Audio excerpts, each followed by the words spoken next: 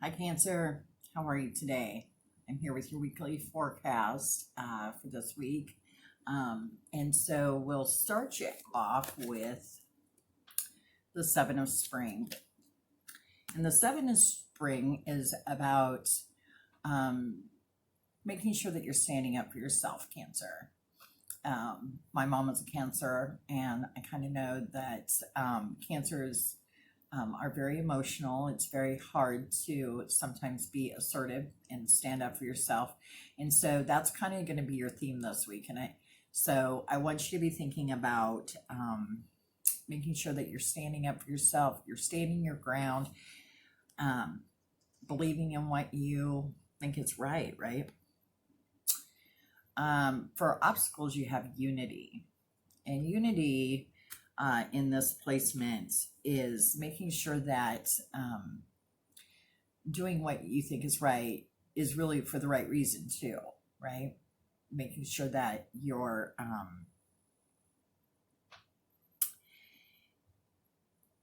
sometimes we become so emotionally attached to the results that it's hard to uh, do things in the proper way, right?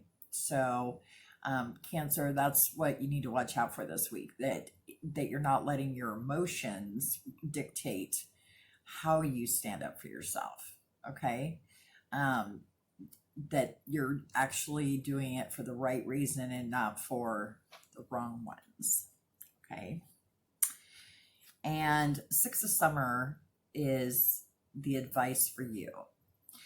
And the Six of Summer asks you to kind of maybe go back in time to look at maybe a similar situation that you've been in the past and see what nuggets of truth are there for you. What information lies in that situation that you can use in your current situation. So don't be afraid to go back in time and really look at where you can use that now, that information. Not to dwell on it, not to drag up the past in a way that is hurtful, because we don't want to hang on to things in the past. But sometimes we can go back and look and pull out little nuggets of truth and then use those for information in the current, right? So that's kind of what your advice is for this week. And for your chakra card, I did pull a crown chakra card for you, and it's called Sacred Serenity. Invite peace into this moment and let it permeate your entire being. Choose serenity, especially in moments of stress. Align with an energy stream of allowance with ease, where you allow everything to be simply as it is right now, without judgment or regret. Peace is your birthright. When you soften into serenity, you also give others permission to do the same. Become the living example of angelic peace that you wish to experience. And a good crystal for that is lepidolite and the herb of St. John's wort. And both of those, both the crystal and the herb on that card, are very good for depression. And so I think that plays into your cards a little bit here, right? Making sure you're doing things for the right reason, not letting your emotional being come into play. And sometimes when we get emotional, that leads to depression. And so that's kind of what I'm picking up here. You need to be able to stand up for yourself. You need to do it from a place that's right. And using that crystal or that oil can herb, you can really help push through that depression side and really kind of get yourself back in balance, and remember that serenity is yours, right?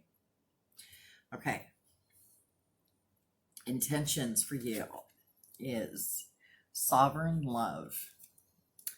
I activate self-love and love for my highest self, the wisest part of me that is most deeply connected to Source and my ancestors.